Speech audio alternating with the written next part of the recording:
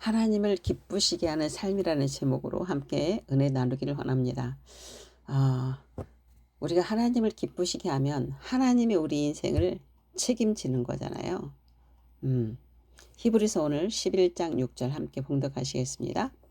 믿음이 없이는 하나님을 기쁘시게 하지 못하나니 하나님께 나아가는 자는 반드시 그가 계신 것과 또한 그가 자기를 찾는 자들에게 상 주시는 이심을 믿어야 할지니라. 자, 하나님을 기쁘게 하고 싶어. 그 마음들은 다 있을 거예요. 그런데 어떻게 하는지도 모르겠고 내 삶이 바쁘고 내 생활에 신경 쓰다 보면 하나님은 온다간다 없고 예배 시간 말씀을 볼 때만 잠깐 생각이 나는 경우가 허다해요. 그렇죠? 자, 그런데 하나님을 기쁘시게 하는 가장 기초적인 토대는 믿음이라고는 말씀하고 있는 거예요. 믿음이 없이는 하나님을 기쁘시게 하지 못한다고 얘기하고 있죠. 예. 그리고 나아가서 하나님께 가서 하나님이 계신 것, 살아계신 것과 그리고 하나님이 자기를 찾는, 하나님을 찾는 자, 그 찾는 자에게 상 주시는 일을 믿어야 된다라고 말씀하시는 거예요. 그러니까 온전히 우리가 하나님께 집중했을 때 하나님이 우리한테 상 주신다. 그리고 우리 인생을 이끌어간다는 얘기잖아요. 그죠? 그분의 존재와 성품을 신뢰하는 것이 모든 행위의 그 시작이라는 거예요. 네. 자, 그러면 믿음이 도대체 뭘까? 어떤 사람은 나는 믿음이 없어. 나는 믿음이 약해. 이런 말을 많이 사용해요. 근데 믿음의 주체를 모르니까 그러는 거예요. 믿음의 주체는 내가 아니에요. 내가 예수님을 믿는다고 해서 말씀이 믿는다고 해서 믿어지나요? 아니잖아요. 믿음의 주체는 예수 그리스도예요. 예수 그리스도. 우리 안에 계신 그 생명, 그 예수 그리스도가 믿음의 주체예요. 그분이 우리를 통치를 딱 할 때 그냥 믿기워지는 거예요. 믿어지는 거죠. 네. 그 성령님이 나를 딱 통치하면서 말씀으로 찾아올 때 말씀이 한순간에 믿어져 버려요. 한순간에. 이런 체험을 해보셔야 되거든요. 자, 심중에 계시는 성령님께서 주시는 믿음에 우리는 반응을 하는 거예요. 우리 혼이 반응하는 거예요. 그 성령님께서 믿음을 주실 때 내 혼이 반응하는 거예요. 네. 히브리서 12장 2절을 보면 믿음의 주요 또 온전하게 하시는 이인 예수를 바라보자 그래요. 믿음의 주가 누구예요? 예수님이라고 말씀하고 있는 거예요. 그는 그 앞에 있는 기쁨을 위하여 십자가를 참으사 부끄러움을 개의치 아니하시더니 하나님 보좌 우편에 앉으셨느니라 그랬어요. 믿음의 창시자도 예수님이고 완성자도 예수님이라는 거예요. 네. 여기서 주라는 말은 믿음의 주요 할 때 주는 믿음이라는 길을 처음 만드신 분이고 온전하게 하시는 분이라는 그 믿음을 끝까지 지키게 하시는 분이라는 뜻이에요. 이 주체가 온전히 예수님이에요. 그럼 믿음으로 사는 삶이란 과연 뭘까? 내 의지력을 발동시키는 삶이 아니에요. 내가 믿으려고 애쓰려고 해서도 믿어지는 게 아니에요. 운다고 해서도 믿어지는 게 아니에요. 네. 내 안에서 일하시는 그리스도의 그 신실함에 나를 온전히 맡겨야 되는 거죠. 예수님이 하나님께 온전히 의탁했잖아요. 그래서 예수님께서 뭐라고 하셨어요? 내가 하는 것은 내 힘으로 하는 게 아니다. 내가 하는 것이 아니다. 내 안에서 아버지께서 친히 그 일을 하신다라고 얘기했던 것처럼 온전히 의탁했을 때 그 일이 이루어지는 거예요. 그게 믿음으로 사는 삶이에요. 하나님의 통치 안에서, 다른 말로 해서 그리스도 안에서 그 믿음이 시작이자 그 믿음을 온전하게 하시는 그리스도, 즉 성령님의 인도함을 받는 것이 믿음이에요. 그분이 통치 안에 있을 때 그 믿음이 생기는 거예요. 네, 그냥 믿어지는 거예요. 히브리서 11장 1절을 보면 믿음은 바라는 것들의 실상이요 보이지 않는 것들의 증거니 그랬어요. 그분이 할 때 이 실상을 할 수가 있는 거예요. 네. 실상은 히포스타시스라고 해서 아래를 의미하는 전치사 휘포와 두다, 놓다, 세우다 등을 의미하는 동사 히스테미 합성어인데요. 문자적으로는 아래에 놓는 거, 하부, 구조, 기초 또는 보이지 않는 본질이라는 의미를 가지고 있어요. 예. 따라서 바라는 것들의 본래 의미는 이 땅에서 볼 수 있는 것들이에요. 이 땅에 볼 수 있는 것들. 우리가 원하는 것들. 그것들을 내가 생각하고 바라면 보이지 않는 하나님 세계, 보이지 않는 세계 이미 가능성으로 다 존재해놨단 말이에요. 그죠? 이게 실상은 본래 의미는 이 땅에 나타나기 전에 보이지 않는 세계에 이미 존재해 있는 거, 그 실제를 의미하는 거예요. 그것을 내가 말을 해야 하잖아요. 예수님이 채찍에 맞음으로 나는 나음을 입었어. 이렇게 말을 해야 되는 거잖아요. 나는 부요해. 그리스도 안에서 부요해. 라고 말을 해야 되는 거잖아요. 그 실상을 심는 거예요. 그게. 그러면 있던 것들이 만나서 공조함으로 결국 우리 눈에 보이게 되는 거잖아요. 나타나게 되는 거예요. 실상을 심어야 거두죠. 그죠? 네. 믿음은 우리가 바라는 것들에 대해 확신하는 것이며 보이지 않는 것들의 증거입니다. 라고 원루멘 성경에는 이렇게 번역이 되어 있어요. 네. 바라는 것들에 대한 확신. 왜? 보이지 않는 세계에 다 있으니까. 그죠? 확신하는 것이며 그것이 증거로 보이지 않는 것에 있는 증거로 나타난다. 그 말이에요. 내 속사람의 심중에서 말씀을 있는 그대로 믿는 거예요. 내 생각과 경험과 말씀이 어긋나. 그러면 많은 사람들이 아유 그렇게 안 되던데요. 그건 이렇게 할 때 됐어요. 이런 식으로 자기 경험을 얘기를 해요. 근데 경험은 도움은 될 수 있지만 진리는 아니에요. 언제든지 변할 수 있어요. 진리는 아닙니다. 많은 사람들이 그 경험을 자기도 해보고 그 경험을 진리처럼 생각하는 경우가 참 많아요. 아니에요. 말씀만이 진리고 변함이 없습니다. 어긋날 때는 반드시 말씀을 선택하셔야 돼요. 네. 자, 일어나는 현상, 즉 현실에서 아직 이루어지지 않고 있다 할지라도 내 눈에 안 보여 그게. 아픈데 치유가 안 일어났어. 나는 역시 뭐 부자가 아니고 가난해. 돈이 없어. 그런다 할지라도 상관없이 이미 이루어진 것을 마음의 눈으로 보고 확신하며 하나님께 감사와 영광을 올려드리는 것이 그게 믿음이에요. 네, 그게 믿음이에요. 어떻게 내 눈에 안 보이는데 왜 거짓말을 해요? 또 이렇게 말하는 사람이 있어요. 그건 거짓말이 아니고 우리의 시민권은 하늘에 있기 때문에 우리는 하나님 나라의 법대로 하는 거예요. 그게 거짓말이 아니에요. 그 법이 하나님 말씀이기 때문에. 마가복음 11장 24절에 보면 그러므로 내가 너희에게 말하노니 무엇든지 기도하고 구하는 것은 받은 줄로 믿으라. 그리하면 너에게 그대로 되리라 그랬어요. 여기서 받은에 해당하는 헬라어 시제는요. 부정 과거형이에요. 그건 뭐예요? 미래에 일어날 일이 아니라 이미 과거에 완료된 사건처럼 믿어라. 이런 뜻이에요. 이미 이루어진 것을 믿어라. 내 눈이 안 보여도. 왜? 보이지 않는 세계 이미 존재하기 때문에. 내가 믿고 선포했다면 반드시 온다라는 것을 확신하는 거예요. 네. 우리가 믿음의 법칙은 우리가 수차례 이야기했지만 각자 예수님께서도 믿은 대로 될지어다. 너 믿은 대로 될지어다. 이렇게 말을 했잖아요. 그런 것처럼 내가 심은 대로 거두는 거잖아요. 내가 믿은 대로 거두는 거잖아요. 그러면 실상을 많이 심어야겠죠. 실상을.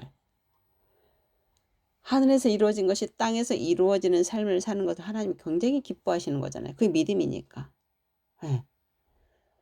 그렇게 찾아서 누리라고 이미 만들어 놓고 우리한테 다 주신 거잖아요. 이미 다 준 것을 주세요 주세요 하는 것이 아니라 그것을 받아서 누리라고 하나님이 하신 거잖아요. 당신 자녀들이 그렇게 살기를 원하시고 그걸 기뻐하시는 거예요. 네. 자, 이 믿음을 갖기 위해서 하나님을 묵상하셔야 돼요. 문제를 묵상하고 내 삶을 묵상하면은요, 믿음이 오지 않아요. 왜 믿음이 안 생길까? 나는 왜 믿음이 안 생길까 하면 믿음이 오지 않아요. 하나님을 묵상하십시오. 하나님은 어떤 분이신지, 하나님이 나한테 뭘 하셨는지, 어쩌다 나를 창세전에 택하셔서 지금까지 이르게 하시고 나를 이렇게 기쁨으로 살게 하시는지, 그죠? 그분이 내 인생에 어떤 은혜를 베푸셨는지를 생각하셔야 돼요. 우리 사람은요, 참 묘하게 은혜를 베푼 것보다, 은혜를 받은 것보다 안 좋았던 것만 계속 기억하고 생각하는 그런 습성이 있어요. 묘하죠? 근데 안 좋았던 것은 싹 잃어버리고 하나님 나한테 은혜를 베풀었던 것을 생각하고 그걸 감사하고 찬양하고 그걸 묵상하고 이걸 많이 해야 돼요. 그럴 때 하나님은 너무 기쁘셔서 나를 통치하시면서 그 믿음이 딱 주시는 거예요. 그 믿음이 생기게 하시는 거예요. 믿겨지는 거예요. 감사가 더 넘치는 거예요. 네. 그리고 기도와 말씀 선포하는 영의 양식은 매일매일 굶어서는 안 돼요. 꾸준히 드셔야 돼요. 우리가 육의 양식을 먹지 않으면 내 건강이 해로워지는 것처럼 영의 양식을 꾸준히 먹지 않으면 결국은 영이 비틀어지는 거예요. 내 영혼이 죽는 거죠. 네. 꾸준히 드셔야 돼요. 그분께 집중할 때, 빛에 집중할 때, 은혜에 집중할 때, 의라는 것이 집중할 때 하나님께서는 믿음을 나를 통해서 나타나시는 거죠. 문제와 어려움에 절대 집중하지 마십시오. 하나님을 묵상하십시오. 그분과 친밀하고 싶은 갈급함이 있을 때, 하나님을 나타내고 싶어서 안달일 때, 그 주신 소명, 나한테 주신 소명이 뭘까 궁금해하고 질문하고 찾아서 그 소명을 이루기 위해서 집중할 때 하나님께서는 우리에게 더 기름 부어주시고 믿음이 더욱 견고해지게 하시는 거예요. 두 번째는 우리 몸을 거룩한 산 제물로 드리는 겁니다. 그것을 하나님이 기뻐하세요. 로마서 12장 1, 2절 그러므로 형제들아 내가 하나님의 모든 자비하심으로 너희를 권하노니 너희 몸을 하나님이 기뻐하시는 거룩한 산 제물로 드리라. 네. 산 제물로 드리는 거 하나님이 기뻐하신다고 분명히 말씀하고 있어요.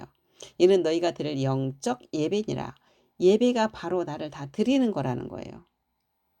너희는 이 세대를 본받지 말고 오직 마음을 새롭게 함으로 변화를 받아 하나님의 선하시고 기뻐하시고 온전한 뜻이 무엇인지 분별하도록 하라 그랬어요.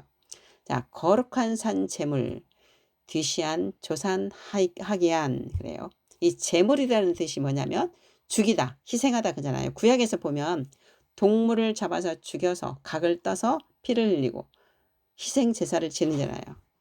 번제단 위에다 올려가지고 그죠? 근데 바울이 왜 이 단어를 선택했을까요? 하나님께 나아가는데 반드시 희생과 자기 죽음이 전제되어야 함을 보여주는 거예요. 하나님을 만나기 위해서는 내가 없어야 된다는 거예요. 나는 이미 십자가에서 같이 죽었으니까. 예수님과 함께 죽었으니까. 그리고 예수님과 함께 부활했잖아요. 그리고 영적 존재라요. 영으로 나가야 된다는 거예요. 영으로. 내가 없어야 돼, 이 예배는. 그걸 하나님이 기뻐하시는 거예요. 내 고집과 정욕이 죽여야만이 온전한 제물이 될 수 있어요. 내 생각, 내 감정, 내 경험, 내 고집. 이게 있으면 어떻게 내 자아가, 거짓 자아가 있으면 이 거짓 자아라는 건 내 생각, 감정, 경험이 나라고 착각하는 거잖아요. 그래서 고집 부리는 거잖아요. 내 뜻하고 안 맞으면 싫고 이런 거예요. 그런 것을 다 버리고 오직 영으로 그 예배, 그것이 우리 삶의 예배예요. 거룩한 산 제물. 이 산이라는 말은 살아있다라는 뜻이에요. 자, 그러면 죽음과 삶이 지금 같이 있는 거잖아요. 대조되는 거잖아요. 그 옛자아가 죽고 영적으로만 살아서, 영이 살아서 하나님의 영이 우리 안에 왔으니까 영은 온전하잖아요. 혼이 영 안에 들어가야 사는 거잖아요. 그렇게 되어라 이 말이에요. 생물학적인 죽음을 얘기하는 게 아니고요. 온전히 그리스도 안에서, 통치 안에서 그리스도가 나를 주장하게 해라. 그 뜻이에요. 거룩하는, 분리된, 구별된 그런 뜻이잖아요. 도덕적으로 깨끗한 것뿐만이 아니라 소유권의 이전을 의미하는 거예요. 구약의 제사를 보면 하나님께 바쳐진 제물은 더 이상 내 거 아니잖아요. 주님께 드려진 거잖아요. 우리가 하나님의 소유로 구별된 거거든요. 이 몸은 예수님 몸이에요. 내 거 아니에요. 네. 세상의 가치관과 섞이지 않고 내 의로 내 주장하는 것이 아니고 오직 하나님의 용도로만 쓰이는 구별된 삶을 살아야 한다고 말씀하고 있는 거예요. 그게 거룩한 산 제물이에요. 자, 표로 다시 한번 보면은요. 제물은 희생이고 죽음이에요. 내가 없는 거예요. 옛자의 죽음이에요. 그리스도 안에서 영으로 살아가는 거예요. 갈라디아서 2장 20절처럼 나는 날마다 죽노라 라는 사도 바울의 고백처럼 자기를 부인하고 자기 십자가 지른 삶이에요. 사는 생명이죠. 일상. 근데 죽은 종교 행위가 아닌 하나님을 나타내는 삶. 옛자가 죽고 영으로 살아가는 거. 일상의 모든 순간이 예배가 되는 삶. 그게 살아있는 거죠. 거룩하는 구별되고 소유한 세상에 섞이지 않는 성결, 자신의 의, 생각, 감정, 경험을 다 버리고 나는 하나님의 소유된 백성이고 자녀입니다. 그래서 하나님의 뜻대로 살아가는 것. 다시 말해서 거룩한 산 제물로 드리다라는 뜻은 자신이 주체가 되어서 자신이 먹고 사는 것에 집중하는 것이 아니라 무엇이 필요한지 이미 주님은 다 알고 계신다고 마태복음 6장에서 말씀하셨어요. 그걸 주님께 다 맡겨드리고, 그죠? 소명에 따라 주님을 어떻게 나타낼까? 주신 소명을 어떻게 이룰까? 그 초점에 맞추면 일상 삶에서 주님을 나타내고 살아가라는 뜻이에요. 네. 예배는 주일에 교회 가서 드리는 것만이 아닙니다. 많은 사람들이 예배는 빠지지 않으려고 정말 노력을 많이 하죠. 예배 빠지면 큰일 나는 줄 알아요. 그래서 예배는 잘 참석을 하는데 예배 시간에 졸고 있거나 다른 생각하고 있거나 멍하니 있으면서 말씀은 하나도 듣지 않고 하나님과 교제도 안 하고 하나님 만나지도 못하고 그리고 딱 나오면서 어떤 말씀을 주셨는지 하나도 모르는 싹 까먹어버리면 그게 예배일까요? 하나님이 기뻐 받으실까요? 그건 절대 하나님이 기뻐 받으시지 않습니다. 일상의 삶을 하나님께 드리는 것이 진짜 예배예요. 주일 예배에 정말 집중해서 나는 죽고 예수로 하나님이 나한테 뭐라고 말씀하시는지를 깊이 있게 듣고 하나님과 인격적으로 만나는 시간이 예배 시간이에요. 그래서 충만히 채워져서 그 채워진 그 하나님의 놀라운 영광, 임재를, 기름 부으심을 일상의 삶에 나가서 다른 사람들을 섬기고 사랑을 나타내는 데서 그게 사용되어져야 돼요. 그런데 예배 시간에 멍하니 앉아있거나 다른 생각을 하고 있어. 주님이 무슨 말씀을 오늘 선포하셨는지를 전혀 싹 까먹어버리면 어떻게 이 한 주간을 세상 속에서 살아갈 수 있겠어요? 살아가지 못해요. 이 말씀들이 주일날 선포되는 말씀이 한 주간을 계속 묵상하며 그렇게 살기 위하여 내가 하나님을 묵상할 때 그 기름 부으심은 나한테 계속 흐르게 되고 그 에너지로 다른 사람들을 섬기고 살 수가 있는 거예요. 네. 가정에서, 직장에서, 모임, 교회 어느 곳에서나 같아야 됩니다. 근데 교회 가서는 정말 거룩한 척 섬기고 사랑하고 이러면서 가정에 와서는 성질 내고 자기 마음대로 하고 또 직장에 가서는 욕심 부리고 이렇게 하면 그게 과연 믿음이 있는 하나님이 기뻐하시는 사람일까? 그 속에는 두 가지 인격이 있는 거잖아요. 위선이잖아요. 하나님 절대 그것은 기뻐하지 않으십니다. 예. 일정해야 됩니다. 자, 세 번째는 빛의 자녀로 열매를 맺는 삶을 하나님이 기뻐하시는 거예요. 에베소 5장 8절에서 10절 너희가 전에는 어둠이더니 이제는 주 안에서 빛이라 그랬어요. 내가 빛이라는 것, 그리스도 안에서 빛이라는 것을 늘 묵상하시고 생각하셔야 돼요. 빛의 자녀들처럼 행하라. 빛의 열매는 모든 착함과 의로움과 진실함에 있느니라 그랬어요. 주를 기쁘시게 할 것이 무엇인가 시험하여 보라 그랬습니다. 주를 기쁘시게 하는 것이 바로 빛이라는 것을 의식하고 빛으로 행동하라는 거죠. 예. 우리 신분이 알고 있죠? 우리 신분은. 우리 정체성 얼마나 많이 했습니까? 어둠에서 빛으로 우리는 나왔어요. 빛의 자녀고 나는 그리스도 안에 빛입니다. 하나님의 자녀의 권세를 가졌습니다. 하나님의 의입니다. 하나님의 상속자입니다. 우리 안에 하나님이 영이 있고 예수님과 연합하여서 하나가 된 존재입니다. 그죠? 이 정체성을 알고 주님이 주인 된 삶을 살게 되면 자연스럽게 맺혀지는 것이 열매예요. 내 옛자가 죽고 내 생각, 감정, 경험 다 부인하고 그리스도 안에서 성령님의 인도함을 받으면 하나님이 나를 통해서 이루실 계획들이 형통하게 가는 거예요. 형통하게 가는 거예요. 요셉을 보세요. 요셉이 감옥에 갇히고 그 억울한 일이 있어도 억울하다고 화를 낸 것이 아니라 다 순종하고 했어요. 근데 하나님은 감옥에 갇히고 그 노예로 팔렸는데 요셉이 형통하였더라 그래요. 인간의 눈으로 볼 때는 어떻게 요셉이 형통합니까? 근데 하나님의 계획대로 가고 있더라 그 소리잖아요. 요셉을 통해서 이루실 그 계획대로 가고 있더라 그 말이잖아요. 지금 우리 눈에 보이기에 내가 힘든 것 같고 어려운 것 같고 이런 일이 있다 할지라도 내가 그리스도 안에서 성령님의 인도함을 받는다면 나는 형통한 삶을 가고 있는 거예요. 하나님이 그 길로 인도하실 거니까. 포도나무인 예수님 안에서 붙어 있기만 하면 열매는 맺혀지는 거예요. 내 노력으로 맺혀지는 게 결코 아니죠. 네.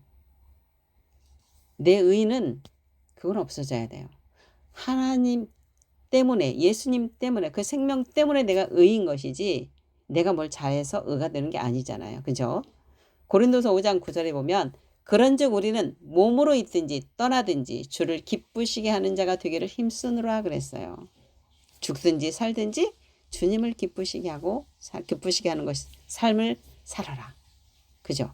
데살로니가전서 4장 1절에도 너희가 마땅히 어떻게 행하며 하나님을 기쁘시게 할 수 있는지를 우리에게 배웠으니 곧 너희가 행하는 바라 더욱 많이 힘쓰라 그랬어요.